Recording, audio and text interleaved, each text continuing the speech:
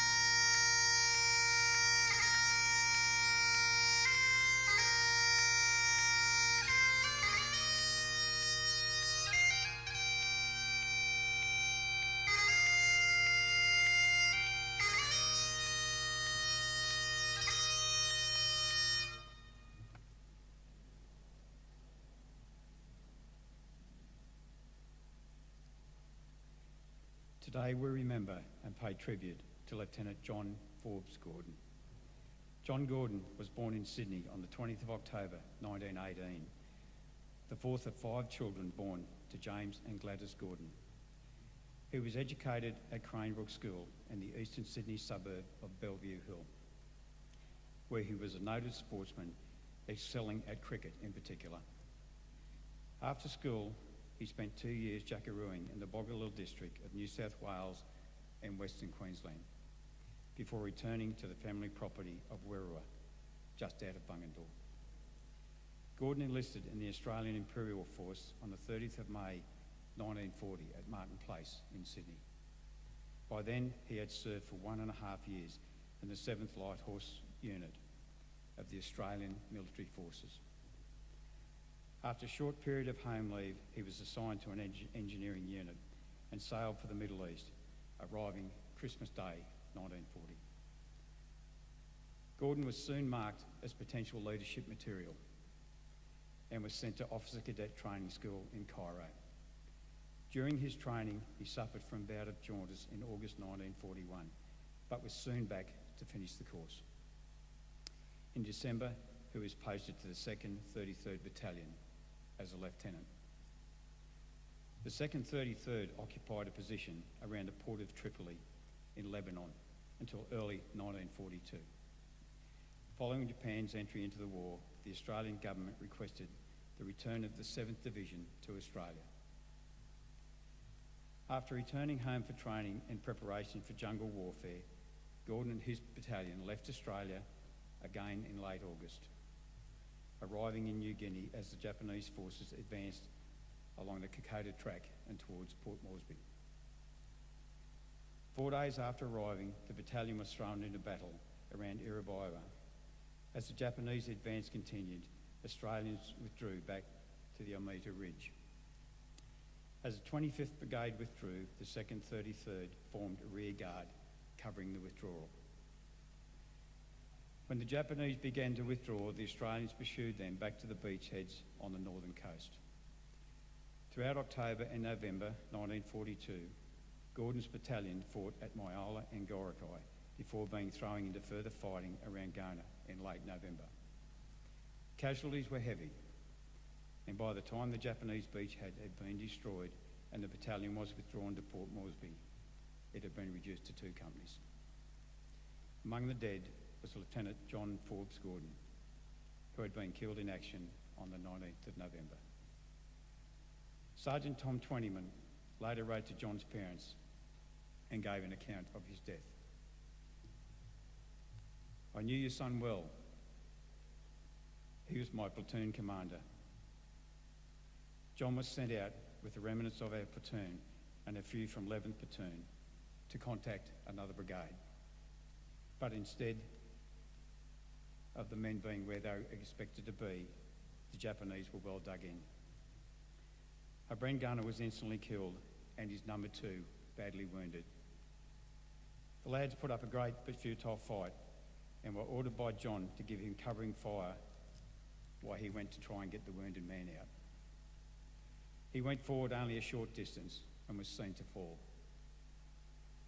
A corporal dashed out to John but could not give him any help.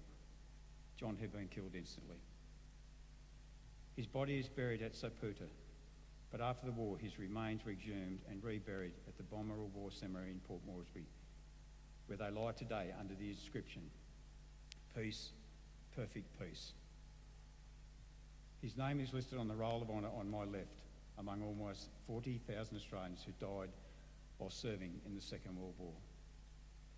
His photograph is displayed today beside the pool of reflection. This is but one of many stories of service and sacrifice told here at the Australian War Memorial.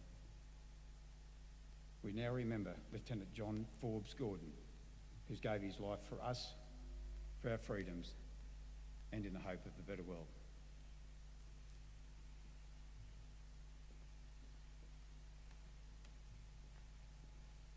Please stand for the reading of the Ode and sounding of the last post.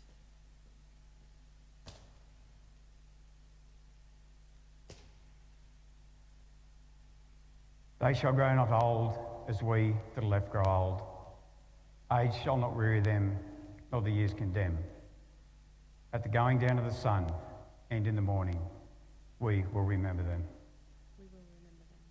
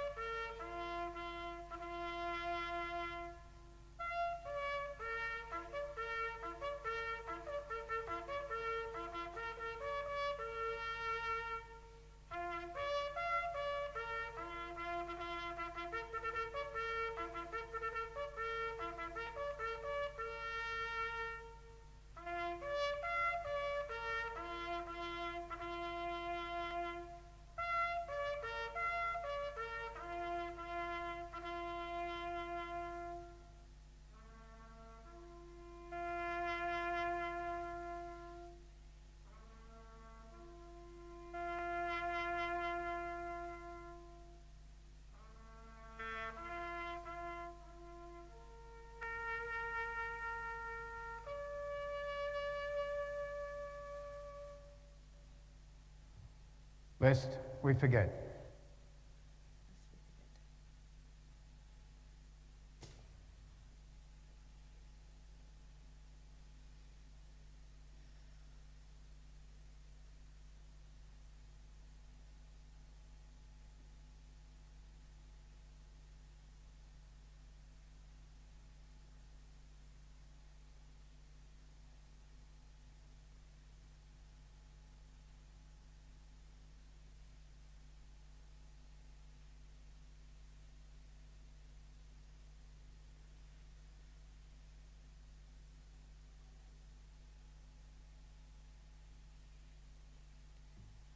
We leave you this evening with the words of the memorial's founder, Charles Bean. Many a man lying out there at Poziere or in the low scrub at Gallipoli with his poor, tired senses barely working through the fever of his brain has thought in his last moments, well, it's over. But in Australia, they will be proud of this. Ladies and gentlemen, girls and boys, that concludes the last post ceremony. We thank you for visiting the Australian War Memorial and wish you all a very good evening.